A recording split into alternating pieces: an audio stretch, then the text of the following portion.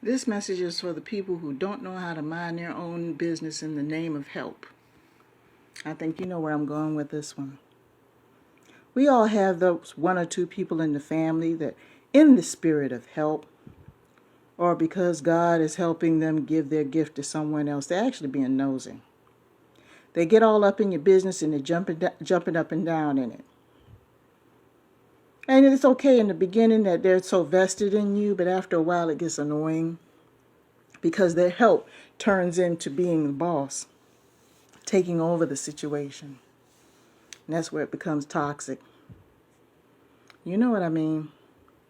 And there are some people, the reason why they do that is because their self-esteem is so low, they don't know enough about themselves. They feel they need to mind other people's business because that's the only way that they can validate their own existence. That's twisted. You don't have to mind other people's business to know that you're special. Now, if it's a situation where you know you can help somebody temporarily with something, help them, be quiet, and keep it moving. But for some people, when you ask one person for help for one little thing, they feel that's an open door for them to jump up and down in your life and to micromanage everything. And 9 times out of 10, their own situation's a mess.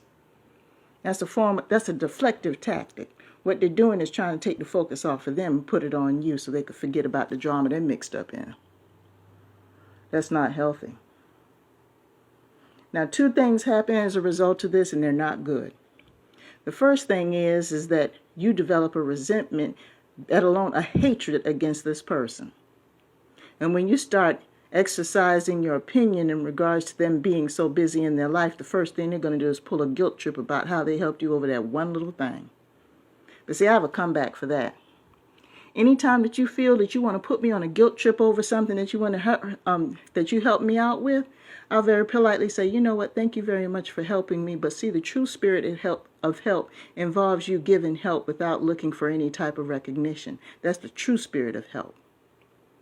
I have something that you can use, and I'm going to give it to you, and I'm going to keep it moving. I'm going to keep my mouth shut and leave it alone. I'm not going to trumpet it out to the whole world because I feel I need to be recognized. That's what the true spirit of help is. And the second thing is, too, you got to understand, you're not the only one I could have gone to for this now. I could have gone somewhere else. 9 times out of 10, somebody has other resources they could have gone to, but they went to you first because you were probably easier to contact, or they could have been in a pinch, they could have been in a bind, it could have been time constraints. But don't think you're the only one that could have helped them.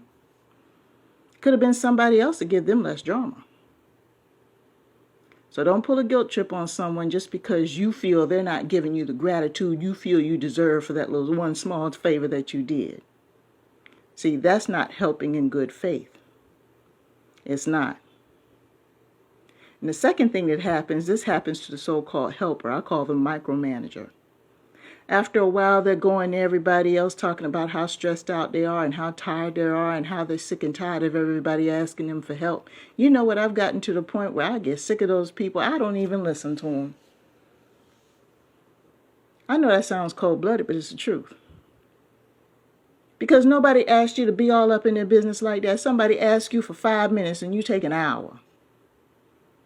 Somebody asked for a crumb and you want to fill the whole house with groceries.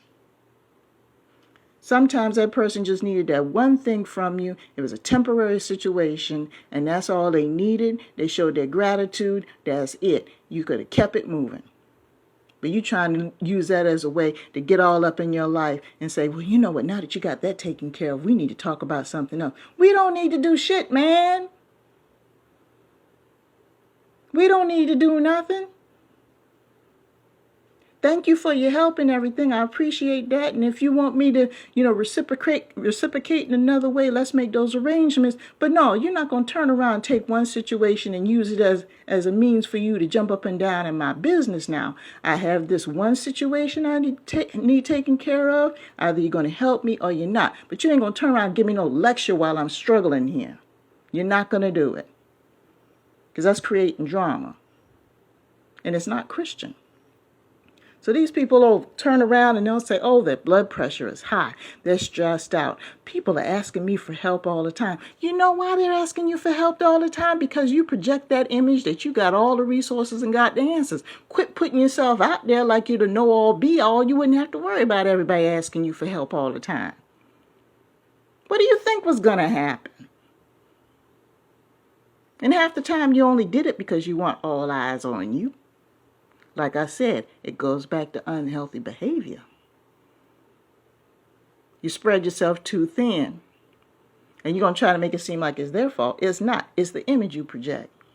You project this image that you can do everything. You got unlimited time and unlimited resources. Nobody has that but God. Quit tripping.